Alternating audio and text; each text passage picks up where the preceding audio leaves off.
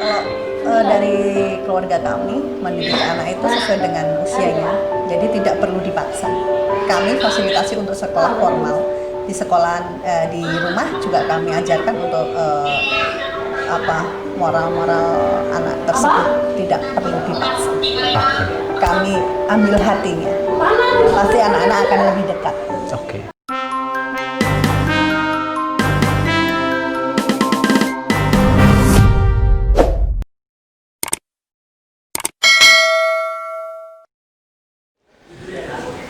Oke, Assalamualaikum warahmatullahi wabarakatuh. Apa kabar pemirsa semua? Senang sekali ketemu lagi di channel saya Imam Subhan. Kemarin di konten saya kita sudah bermain sama Saka sama Saika, putra putri sang maestro Didi Kempot, dan tentu saja harapannya putra putri dari maestro atau sang maestro Didi Kempot ini harapannya bisa meneruskan cita-cita yang selama ini begitu digandrungi, disukai masyarakat dan banyak menginspirasi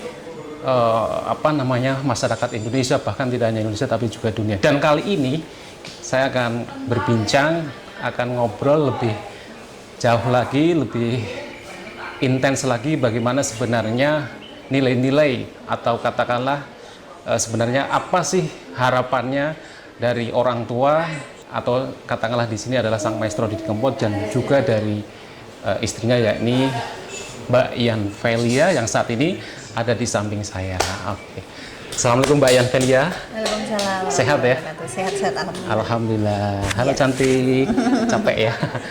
Oke, Mbak Ian Velia, saya sudah ngobrol ya, bermain bahkan dengan Saka, dengan Saika, luar biasa, anak-anak yang sangat berbakat.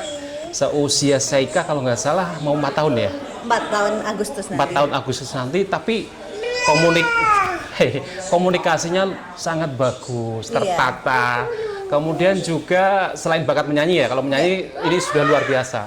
Tapi komunikasi yang baik dengan orang mudah akrab.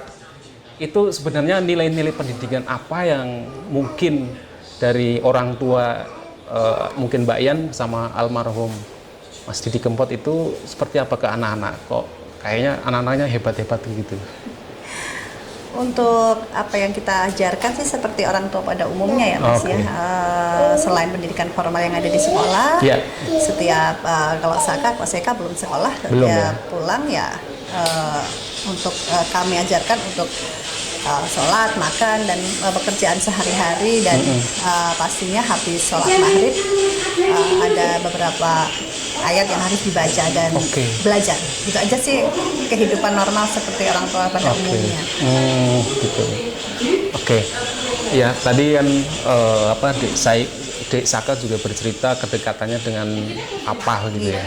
Nah, kalau menurut Mbak Ian sendiri, kedekatan emosional, mungkin hati juga itu seperti apa? Saya juga melihat kadang ini luar biasa, almarhum begitu dekat sekali dengan anak-anak. Dekat, sangat dekat sekali. Karena beliaunya kalau sepulang kerja atau pulang ke rumah juga melakukan kewajiban seperti ayah-ayah pada umumnya ya Mas ya. Jadi sangat menyayangi, nggak cuek, dan disambi kerjaan yang lain juga enggak. Fokus bermain juga, kadang-kadang mengantar anak-anak jajan. Gitu ya. Jadi waktunya sangat berkualitas ya, meskipun secara kuantitas sedikit tapi maksimal gitu ya. Sangat berkesan gitu. Jadi memang kalau ngumpul di kamar juga beliau ajarin gambar, karena saya suka sekali nulis dan gambar. Iya, gambar ya. Gitu. Oke. Ya, kalau sebenarnya harapan dari almarhum gitu ya ke anak-anak itu seperti apa? Apakah harus ikut dengan jejak langkah dari papa atau biarlah anak berkembang begitu? Prinsipnya bagaimana? Kalau kami sebagai orang tua sih ngikuti apa yang jadi hobi anak-anak atau bakat anak-anak, tidak mengharuskan untuk jadi seperti kami seniman atau untuk Saka.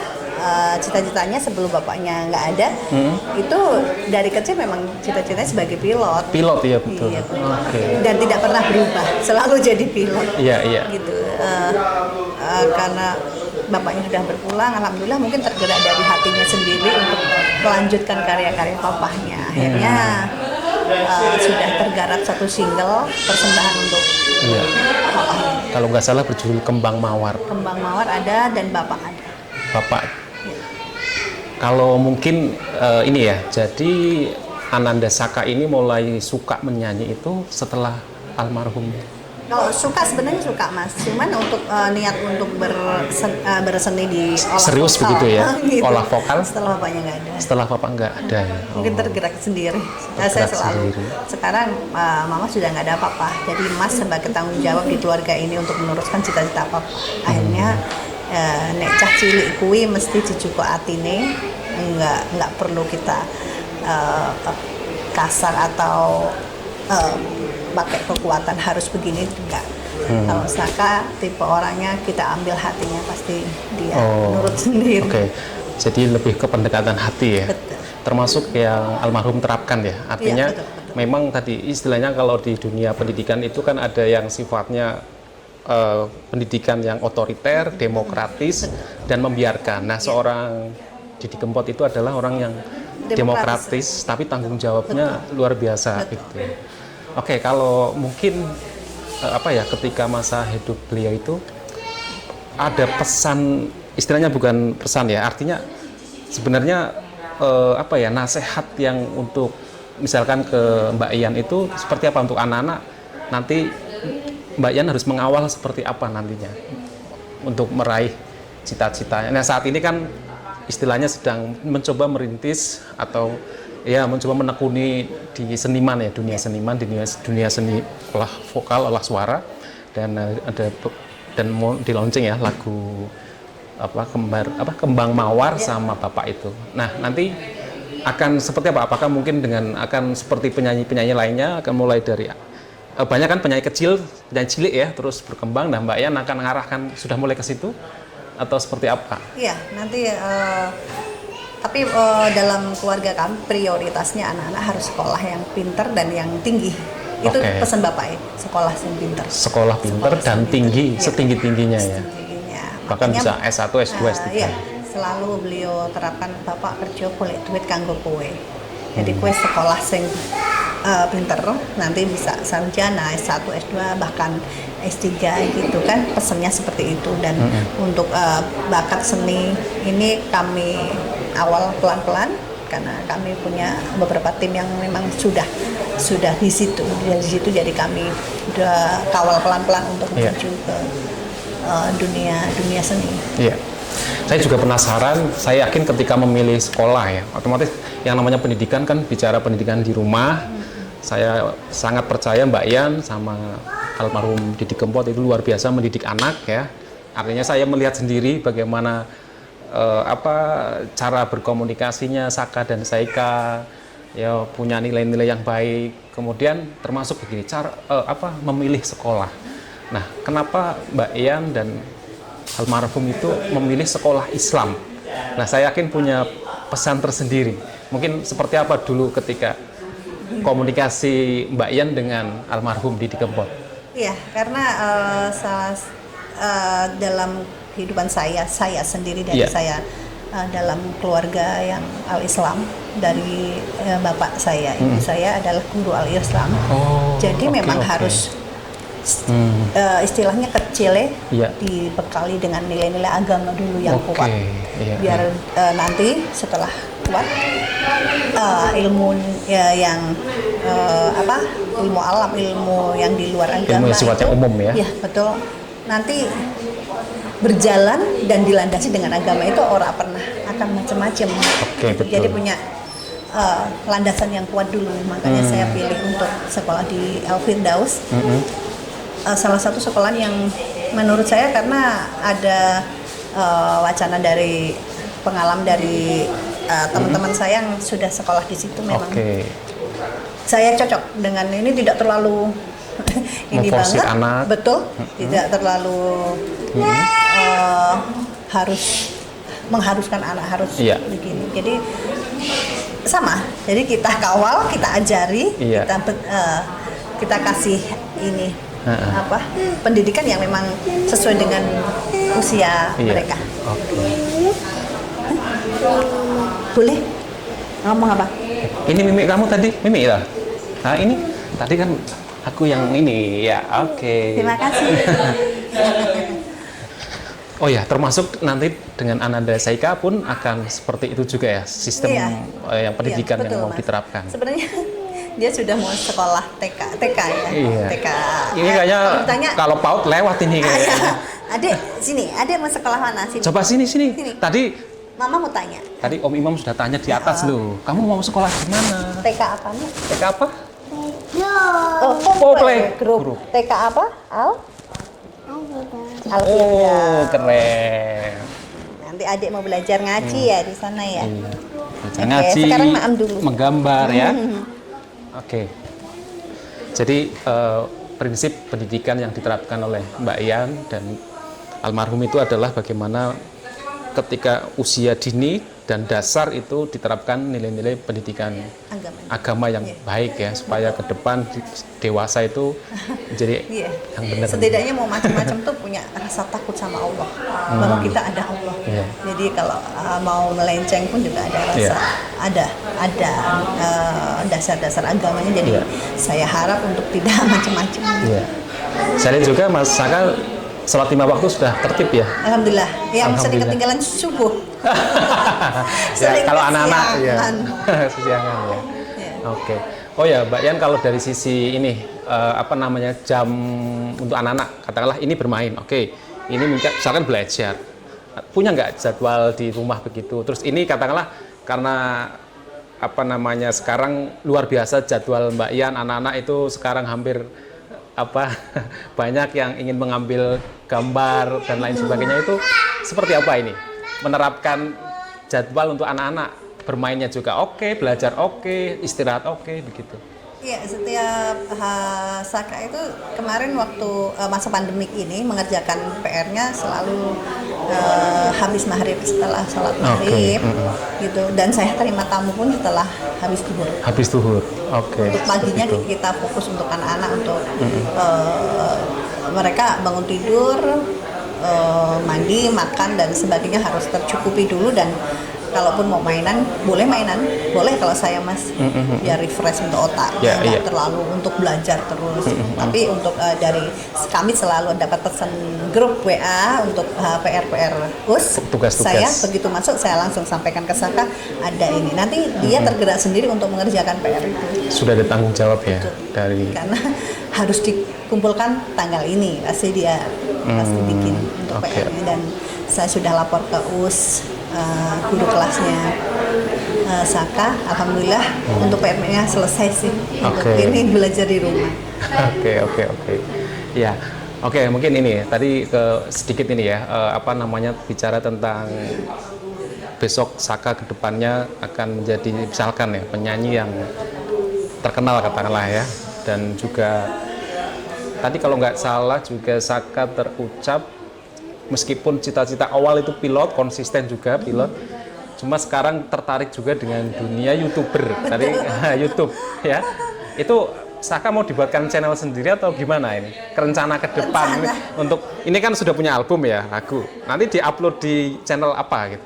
Apa sudah langsung dibuatin untuk Saka sendiri atau Saika? Untuk terakhir ini karena sering ketemu teman-teman saya yang nge-game, akhirnya dia tertarik dengan dunia game gitu kan. Dia minta boleh asal Mas belajarnya tetap nomor 1, ngajinya tetap nomor 1, dan untuk meneruskan Papa nomor 1. Nanti setelah Mas bisa nerusin Papa dan dapat otomatis, kalau ini otomatis setidaknya dapat penghasilan sendiri, Mas membeli alat apapun untuk game itu sangat mudah sekali. Jadi yang terpenting dulu untuk game, walaupun nanti untuk game katanya sih juga menghasilkan, tapi itu belakangan. Yang penting kamu belajar dulu untuk menekuni sesuatu hal yang sudah ada dulu. Jadi memang akan kami fasilitasi untuk itu. Dan untuk channelnya, untuk lagu otomatis masuk channel saya dulu. Dan untuk game Kempot itu official ini bukan? Untuk bapaknya. Karena itu lain. Untuk share untuk lagu-lagu bapaknya saja. Yang ini mau diupload di mana? Yang Velia official. Tapi ke depan mau Untuk ke channel bapaknya pun juga memungkinkan sekali. Oke. Tapi untuk masalah game dia pasti bikin channel sendiri. Iya. Kalau nggak salah kan kayak penyanyi yang apa namanya Arda ya, penyanyi cilik Arda itu kan punya channel sendiri kalau saya lihat. Nah, Saka ke depan? Iya, sama. Akan dibuatkan juga? Akan dibuatkan juga. Oke. Biar mandiri dengan karirnya berdiri sendiri, walaupun dengan dukungan saya tetap mesti punya penggemar sendiri, jadi buka channel sendiri. Iya. Oke. Saya penasaran jujur saja, namanya kok pakai S mirip juga, Saka Saika. Tapi belakangnya ada Prasetyo semua ya? Iya, karena bapaknya. Nah itu apa sih sebenarnya? Itu nama dari almarhum Didi Kempot? Saika dari bapaknya, kalau Saka dari ibu mantan Bupati Karanganyar. Oh. Kami dekat dengan Ibu Rina Irian. Ibu Rina. Iya. Kami dikasih Saka itu? Saka itu cagak, tiang. Oh, Saka, tiang Soko. itu ya? Jadi bahasa Jawanya soko. Oke, iya. Cagak terbesar yang ada di tengah-tengah rumah Joglo. Oke. Jadi dia kuat. Dia ngayomi dan dia menanggung apapun dia akan kuat. Seika? Seika itu bunga-bunga. Oh. Bunga-bunga yang cantik. Oke. Dari bahasa Jepang. Dan kayaknya ini bisa tercapai dengan namanya tadi kalau dilihat dari perkembangannya. Oke, mungkin terakhir ya tentang ini masa depan anak-anak begitu ya. Ini kan masih kecil sudah ditinggal oleh almarhum. Kalau nggak salah saya pas wawancara atau ngobrol dengan Dek Saka itu 2 hari setelah atau bahkan sehari itu sudah bermimpi bertemu dengan Papa. Terus tadi bahkan mimpi satu panggung dengan Papa, Mama, Mbak Yan sama saya kan nonton di ribuan orang gitu. Nah itu sejauh mana rasa rindu kangen anak-anak ketika dengan Papa terus Mbak Yan akhirnya menghiburnya seperti apa gitu? Kalau pas kangen, rindu. Kalau Saka, cuma saya bilang, Papa sudah nggak bisa di WA, Papa sudah nggak bisa ditelepon, Papa cuma minta doa dari Mas dan melihat Mas itu berhasil. Itu aja sih. Menghiburnya cuma gitu aja, belum bisa menghibur apapun saya. Saka mengerti ya? Mengerti. Kalau Seika ngertinya bapaknya masih sakit, jadi belum Tapi bisa dikasih tahu. Berdoanya juga sembuhkanlah Papa. Semoga Papa cepat sembuh. Gitu. Jadi memang untuk Saka udah tahu, Seika belum tahu. Untuk menghiburnya ya kita suruh berdoa aja buat papanya gitu. Oke.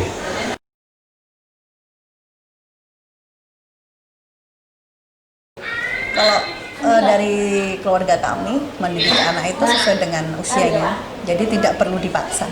Kami fasilitasi untuk sekolah formal. Di sekolahan di rumah juga kami ajarkan untuk moral-moral anak tersebut tidak perlu dipaksa.